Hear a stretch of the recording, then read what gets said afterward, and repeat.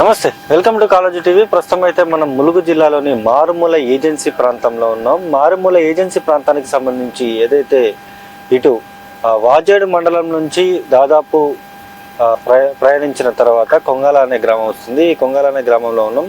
పూర్తిగా కూడా ఈ కొంగాల అనే గ్రామంలో అంగన్వాడీ లేకపోవడంతోనైతే తీవ్రంగా ఇబ్బందులు పడుతున్న పరిస్థితి ఉంది. ఏదైతే అంగన్వాడీకి సంబంధించి మనం చూపించే ప్రయత్నం చేయొచ్చు, మనం విజువల్స్లో కూడా చూసుకోవచ్చు. అంగన్వాడీకి సంబంధించి ఇటు అంగన్వాడీ ఏదైతే సంబంధిత మేడం వాళ్ళ ఇంటి దగ్గరే ఒక చిన్న గుడిసెలో అయితే అంగన్వాడీ అయితే నిర్వహిస్తున్న పరిస్థితి కూడా ఏదైతే ఇక్కడ నెలకొంది. ఈ నేపథ్యంలోనే పిల్లలందరూ కూడా ఈ అంగన్వాడీ బిల్డింగ్ లేకపోవడంతోనైతే ఇక్కడ చిన్న పాకలో అయితే ఇక్కడ ఉంటున్న పరిస్థితి కూడా ఉంది. చూసుకోవచ్చు, పిల్లలు కూడా ఇక్కడ మనం విజువల్స్లో చూసుకోవచ్చు. పిల్లలు కూడా ఇక్కడైతే చదువుకుంటున్న పరిస్థితి కూడా ఉంది. చిన్న చిన్న పిల్లలు మొత్తం కూడా ఇదంతా ట్రైబల్ విలేజ్ కావడంతోనైతే ఇక్కడికి ఏ అధికారి కానీ ఏ ప్రజాప్రతినిధి కానీ పట్టించుకోకుండా ఉన్న సిచ్యువేషన్ కూడా అయితే ఇక్కడ మనం విజువల్స్లో చూసుకోవచ్చు. దీనికి సంబంధించి ఏదైతే ఇక్కడ ఈ అంగన్వాడీలోనే గుడ్లు మరియు పాలు ఇవన్నీ కూడా ఇస్తూ ఉంటారు. చూసుకోవచ్చు, ఏదైతే చిన్న పాకలో అయితే ఇక్కడ పిల్లలకి అంగన్వాడీ పిల్లలకైతే ఇక్కడ విద్య బోధిస్తున్న పరిస్థితి కూడా ఉంది. మనం చూసుకోవచ్చు. ఒక్కసారి చూపించే ప్రయత్నం చేయబోయా. చిన్న చిన్న పలకలు, ఒక చిన్న వాటర్ బాటిల్తో పాటు కూడా మనం ఇక్కడ చూసుకోవచ్చు.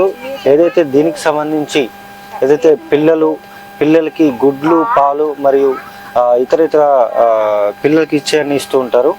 ఒకసారి మనం మాట్లాడే ప్రయత్నం కూడా చేద్దాం. అసలు ఏంటి అనేది విద్యార్థులు కూడా ఇక్కడ చదువుకున్న సిచ్యువేషన్ ఉంది. ఒకసారి మేడం ఉన్నారా, ఆమెతో మాట్లాడే ప్రయత్నం చేద్దాం. మేడం చెప్పండి, ఇక్కడ సుమారు ఎంతమంది పిల్లలు ఉంటారు? ప్రీ స్కూల్ పిల్లలు 12 మంది సార్, టీహెచ్ఆర్ పిల్లలు 13 మంది సార్, గర్భిణీలు 1 బాలెంతలు 2 సార్.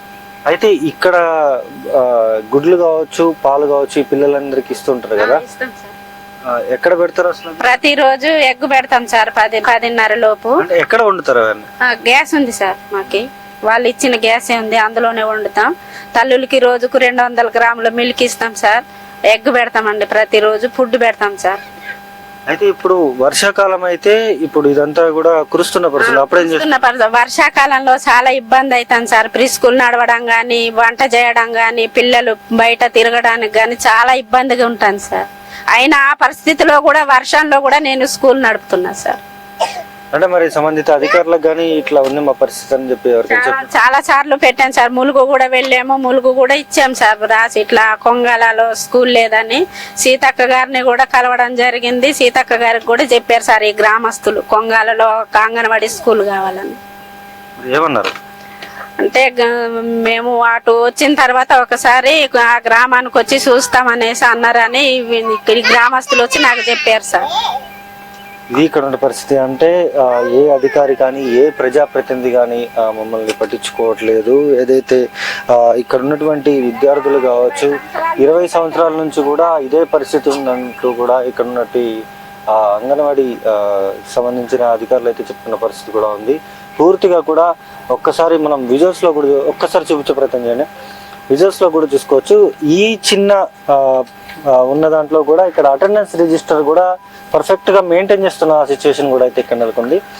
దీనికి సంబంధించి ఎన్నో సంక్షేమ పథకాలు అందిస్తున్నామంటూ కూడా ప్రభుత్వం చెప్తున్నప్పటికీ ఇలాంటి ఏజెన్సీ ప్రాంతాలలో చూసుకుంటే, ఇలాంటి ఏజెన్సీ ప్రాంతాలలో మాత్రం ఇక్కడ ఉన్నటువంటి ఏజెన్సీ ప్రాంతాల ప్రజలైతే తీవ్రంగా ఇబ్బందులు పడుతున్న పరిస్థితి కూడా ఉంది. ఒక్కసారి మనం పిల్లలతో మాట్లాడే ప్రయత్నం చేద్దాం.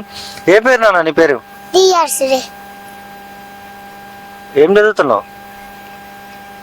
ఏబిసిడియా? మరి మీకు వర్షాకాలం ఎట్లా చేస్తారు? వర్షం పడితే వర్షాకాలం ఎట్లా చేస్తావు? వర్షం పడుతుంది కదా, ఇక్కడ నడుస్తుందా? ఇది ఇక్కడే ఉంటావా? వర్షం పడుతుందా ఇక్కడ? వర్షం పడుతుందా ఇక్కడ కూర్చుంటే?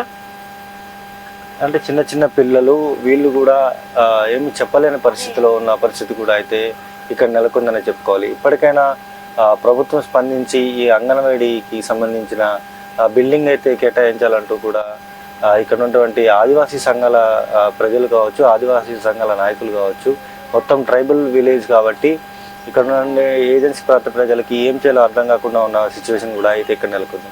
ఇప్పటికైనా ప్రభుత్వం స్పందించి బిల్డింగ్ కేటాయించాలంటూ కూడా ఇక్కడ చెప్తున్న సిచ్యువేషన్ అయితే ఇక్కడ నెలకొంది. ఇది ఇక్కడ పరిస్థితి. కెమెరా పర్సన్ సతీష్తో సన్నీ, కాలేజీ టీవీ, వరంగల్.